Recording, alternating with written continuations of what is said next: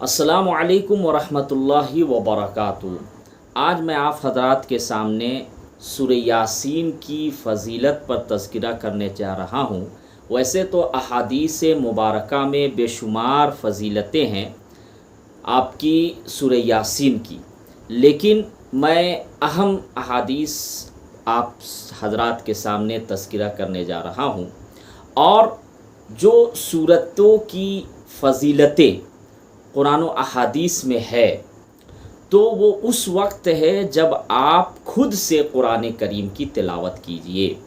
دیکھیے، قرآن کریم کی تلاوت سننے میں ثواب ہے، یا کسی سے آپ گھر میں کرا رہے ہیں تو اس میں بھی گھر کے اندر پریشانیاں دور ہوں گی یا برکتیں نازل ہوں گی، وہ الگ چیز ہے، لیکن اصل ثواب اور اصل روحانیت اس وقت ہے جب آپ خود سے قرآن کریم کی تلاوت کیجئے۔ تو پہلی حدیث سورہ یاسین کی فضیلت آپ ضرور ملاحظہ فرمائیں۔ بسم اللہ الرحمن الرحیم۔ حضرت ابو ہریرہ رضی اللہ تعالیٰ عنہ سے روایت ہے کہ اللہ کے نبی صلی اللہ علیہ وسلم نے ارشاد فرمایا کہ یہ زمین و آسمان یعنی دنیا کو پیدا کرنے سے 1000 سال پہلے، دنیا کو بنانے سے، پیدا کرنے سے 1000 سال پہلے اللہ تعالیٰ نے سورہ یاسین کی تلاوت فرمائی۔ اس کے بعد فرمایا کہ جب فرشتوں کے سامنے اللہ تعالیٰ نے ارشاد فرمایا تو فرشتوں نے یہ فرمایا کہ خوشی ہے اس امت کے لیے جن کو یہ سورتیں ملی ہے، یعنی سورہ یاسین۔ خوشی ہے اس امت کے لیے کہ جن کو یہ سورہ یاسین ملی ہے۔ اچھا، اس میں سورہ طٰہٰ بھی ہے، لیکن میں سورہ یاسین کے بارے میں بتا رہا ہوں خاص طور سے، اس میں سورہ طٰہٰ کا بھی تذکرہ ہے۔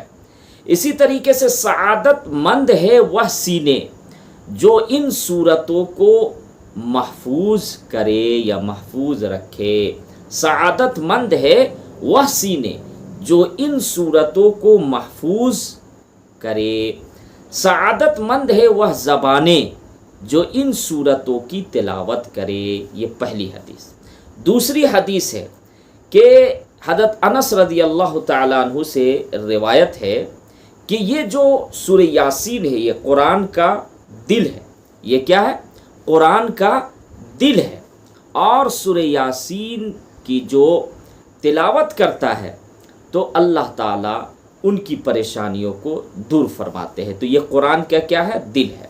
اسی طریقے سے تیسری حدیث ہے کہ جو شخص دن کے شروع حصے میں سورہ یاسین کی تلاوت کرتا ہے تو اس کے پورے دن کی ضروریات اللہ تعالیٰ پوری کر دیتے ہیں۔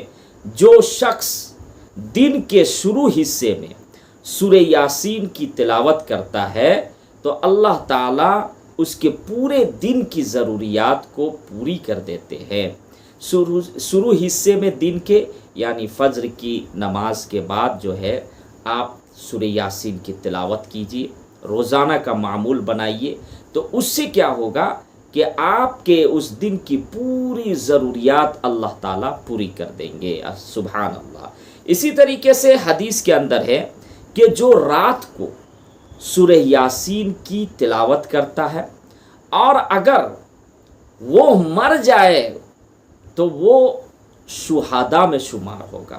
جو رات کو تلاوت سورہ یاسین کی کرتا ہے اور اگر مر جائے بسترے میں، لیٹے لیٹے مر جائے، رات کی کو تلاوت کیا اور لیٹے لیٹے وہ مر جائے تو وہ شہداء میں شمار ہوگا۔ تو رات کو بھی سونے سے پہلے آپ سورہ یاسین کی تلاوت کیجئے۔